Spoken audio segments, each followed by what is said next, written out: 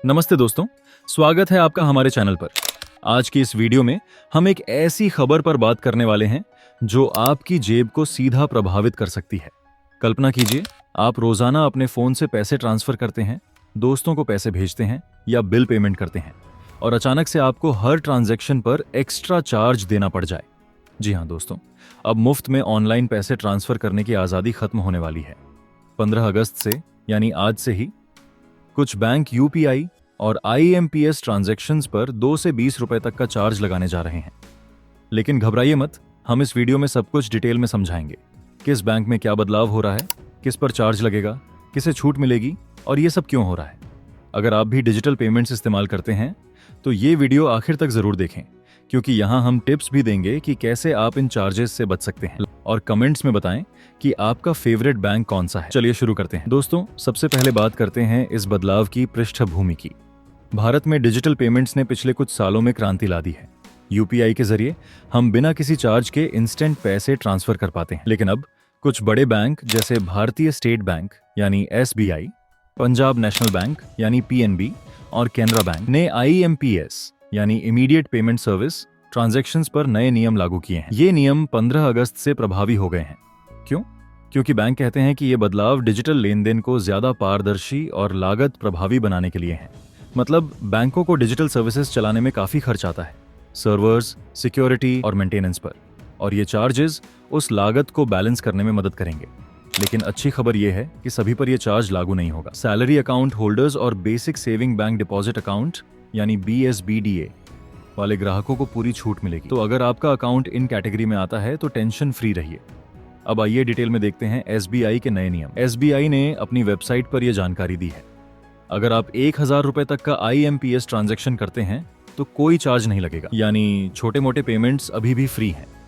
लेकिन अगर राशि 1001 रुपए से 10,000 रुपए तक है तो 2 रुपए का चार्ज लगेगा। 10,001 रुपए से 1 लाख रुपए तक के लेन देन पर 5 रुपए, 1,01 रुपए से 2 लाख रुपए तक पर 10 रुपए और 2,01 रुपए से 5 लाख रुपए तक पर 20 रुपए का शुल्क लिया जाएगा। ये चार्ज ऑनलाइन ऐप से हो या बैंक ब्रांच से, दोनों पर लागू होंगे।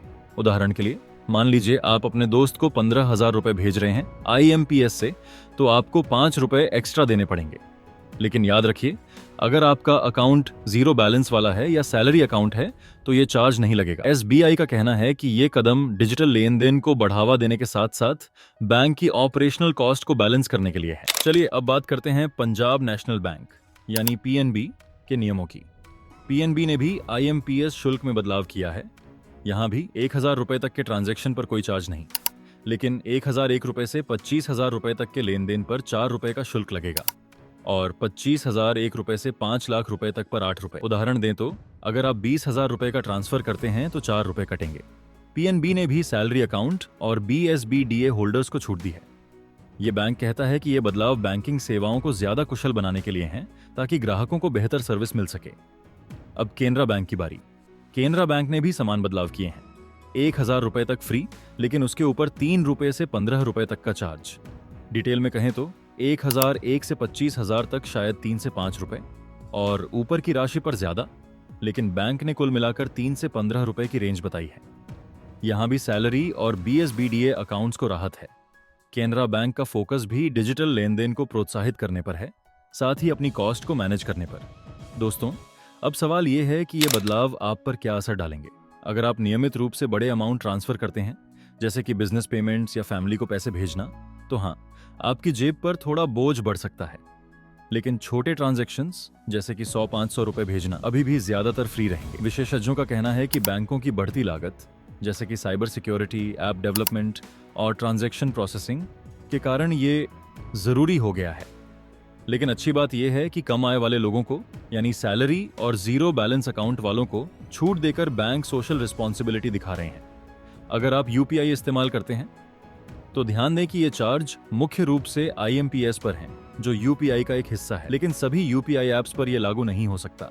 चेक जरूर करें अपने बैंक ऐप में। दोस्तों, अगर आप चार्ज से बचना चाहते हैं तो 1000 रुपए से कम के ट्रांजैक्शंस करें या सैलरी अकाउंट इस्तेमाल करें। ऑल्टरनेटिव्स जैसे कि एनईएफटी या आरटीजीएस भी देख सकते हैं, लेकिन वो थोड़े स्लो हो सकते हैं। और हाँ, हमेशा बैंक की ऑफिशियल वेबसाइट चेक करें लेटेस्ट अपडेट्स के लिए। दोस्तों, अब कुछ बोनस टिप्स जो खास हमारी ऑडियंस के लिए होते हैं। पहला टिप, छोटे ट्रांजैक्शंस करें। 1000 से ज्यादा भेजना हो तो इसे बांट दें, जैसे 1500 को 1000 और 500 में। इससे चार्ज बचेगा। दूसरा टिप, सैलरी या जीरो बैलेंस अकाउंट यूज करें। ये चार्ज फ्री है, ना हो तो बैंक से खुलवाएं। तीसरा टिप, यूपीआई एप्स जैसे गूगल पे, फोन पे चेक करें, लेकिन बैंक की पॉलिसी देखें क्योंकि चार्ज बैंक पर निर्भर है। चौथा टिप, बड़े ट्रांजैक्शंस के लिए एनईएफटी या आरटीजीएस ट्राई करें।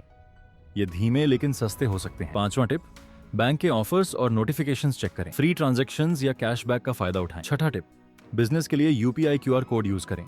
मर्चेंट पेमेंट्स पर चार्ज कम या शून्य हो सकता है। इन टिप्स से पैसे बचाएं और कमेंट्स में बताएं कौन सा टिप आपको पसंद आया। तो दोस्तों, ये था आज का अपडेट यूपीआई ट्रांजैक्शन चार्जेस पर। उम्मीद है आपको समझ आया होगा। अगर कोई सवाल है तो कमेंट्स में पूछें। वीडियो अच्छी लगी तो लाइक करें, शेयर करें और सब्सक्राइब करके बेल आइकन दबाएं ताकि ऐसी उपयोगी खबरें आपको मिलती रहें। मिलते हैं अगली वीडियो में। धन्यवाद।